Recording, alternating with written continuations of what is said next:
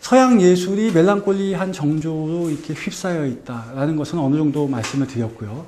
두 번째 태제였던 예술 창작의 어떤 원동력이 멜랑콜리다라는 주장을 했었는데, 예술 창작의 원동력을 어떻게 멜랑콜리로 볼 수 있느냐, 이제 그 부분을 말씀을 드릴 차례예요. 일단 이 부분은 은유라는 것을 가지고, 메타포라는 것을 가지고 설명을 드리고 싶어요. 그 서양의 그 예술 철학에 관련된 저작 가운데 으뜸으로 치는 몇 개의 저작이 있는데, 그 가운데 하나가 아리스토텔레스의 시학이라는 책입니다. 그래서 예술 철학에 관심 있는 분들은 시학을 꼭 읽으셔야 되는데요. 거기에 보면은 이제 그 예술 창작에 관련해 가지고 그 은유를 들어서 그 예술 창작을 설명하는 부분이 있어요. 그 시학이라는 책 자체가 그 시를 창작하는 기술을 다루는 책인데, 그 창작의 하나의 원리로서 설명하고 있는 게 메타포입니다. 그래서 그 기본적으로는 문학에 또 시에 해당되지만, 조금 넓혀서 생각하면 모든 예술의 기본적인 모형, 예술 창작의 모형이라고 볼 수 있어요. 자, 은유는 기본 형식이 뭡니까?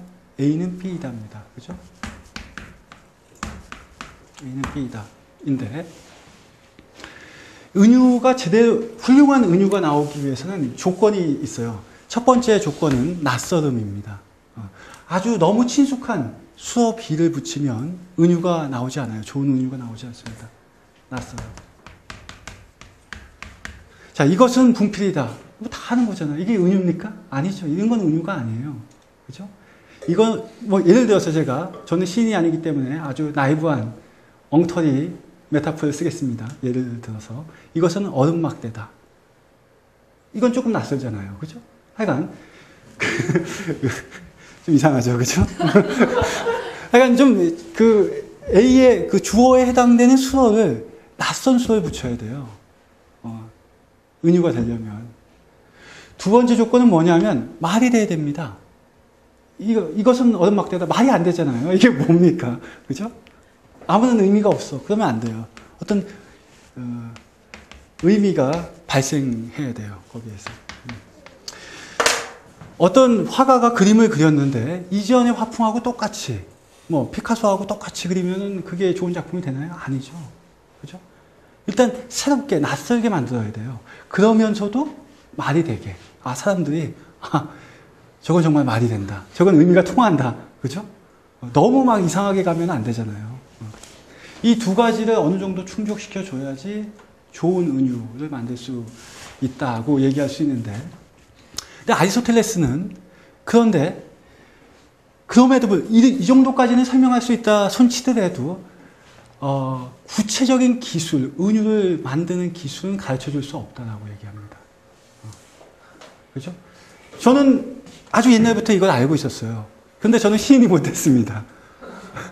무슨 얘기인지 아시겠죠? 그죠? 그래서 아리스토텔레스는 타고난 능력이다. 그러니까 설명이 안 되면 타고난 능력이라고 얘기하는 거예요. 천재. 기술은 대충 설명이 돼요. 어떻게 하면 이 기술을 습득할 수 있다는 그 방법을 얘기할 수 있습니다. 근데 시는 그게 안 된다는 거예요. 그래서 옛날 사람들은 아리스토텔레스 이전에 플라톤 같은 경우는 신적인 광기를 얘기합니다.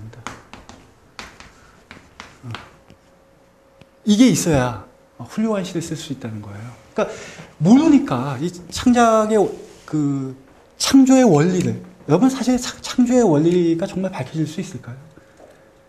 그거 정말 밝혀질 수 있으면 누구나 다 예술가가 되는 건데 좋겠죠. 근데 안 밝혀졌잖아요. 지금까지도. 어쨌든 모르면 다 옛날 사람들은 이렇게 얘기했어요. 신적인 광기에 의한 것이다. 이게 참 특이하다. 그걸 후대 사람들은 천재라고 얘기합니다. 특히 이제 칸트 이후의 낭만주의자들은 천재라고 얘기를 하고요. 아리스토텔레스도 시학에서는 타고난 능력이라고만 얘기해요. 그런데 아리스토텔레스는 이 멜랑콜리를 가지고 조금 더 설명을 해보려고 하는 겁니다. 멜랑콜리를 가지고 조금 더 과학적으로 어떻게 보면 설명하려고 했다. 플라톤이 신적인 광기로만 돌렸던 예술가의 창조성을 아리스토텔레스는 이 멜랑콜리라는 것을 가지고 나름대로 조금 더 설명하려고 했다는 겁니다. 자, 그러면 어떻게 설명이 되느냐? 그 부분입니다. 자, 일단 원거리 사수라는 비유를 들어요. 이 경우에도. 한번 읽어보면 멜랑콜리 커들은 격정적이기에 원거리 사수처럼 정확하게 활을 쏜다.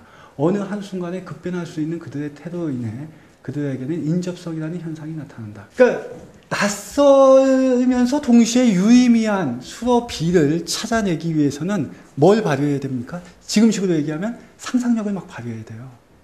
보통 사람들은 그런데 A라는 주어에 대해서 그 B를 머릿속으로 떠올릴 때 아주 가까이에 있는 것들을 떠올립니다. 아주 익숙한 것들을 떠올려요. 그런데 훌륭한 은유를 창작할 수 있는 사람, 그런 시인은 남다른 비범한 상상력을 가지고 아주 남들은 생각하지 못하는 아주 저 멀리에 있는 단어를 생각해낸다는 거예요. 그런데 정확하게 또 맞춘다는 얘기입니다. 그러니까 원거리 사수가 아주 멀리에 있는 관역을, 타겟을 정확하게 맞춘다는 것의 그 비유적인 의미는 뭐냐면 아주 멀리 있는, 아주 낯선 B를 찾아가서 정확하게 맞춘다는 얘기예요. 의미 있게 만들어버린다는 얘기입니다. 근데 이렇게 할 수 있는, 원거리 사수처럼 활을 쏠 수 있는 그 힘이 어디에서 나온다? 멜랑콜리에서 나온다.